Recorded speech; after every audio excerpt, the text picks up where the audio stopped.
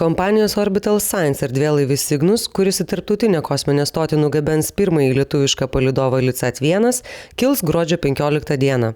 Skrydžio datą susitikime su Hjustone besilankančiais palydovo kūrėjais patikslino Orbital Science viceprezidentas Frankas De Mauro. Mūsų kompanijai ši misija itin svarbi. Atsargas į tarptautinę kosminę stotį pagal NASA užsakymą gabensime pirmą kartą.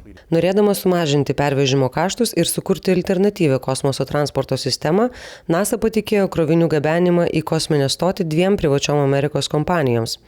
Viena jų – Orbital Science, kuri šiemet sėkmingai įgyvendino jau 2 demonstracinius skrydžius ir gruodį kartu su lietuviškuoju palydovu į kosminę stotį nugabens beveik 1,5 tonos krovinių. Pademonstravome NASA, kad galime greitai vykdyti užsakymus ir saugiai nugabenti astronautams gyvybiškai svarbias atsargas bei mokslinę įrangą. O tokius edukacinius projektus kaip lietuviškasis LiSat-1 savo erdvėlaive mums itin malonu matyti. Šiuo metu erdvėlaivis Cygnus yra Valopso kosmodrome, į jį pakrauti jau 2/3 visų misijai numatytų krovinių.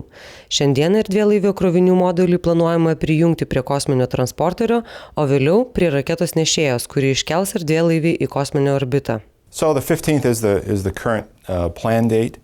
There are some things that could affect that date.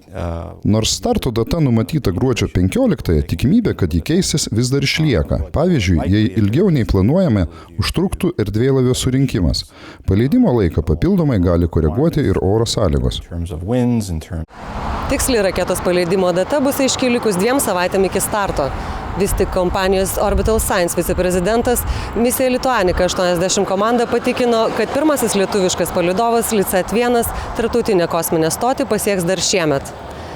Misija Lituanika 80 komanda tiesiai iš Hjustono.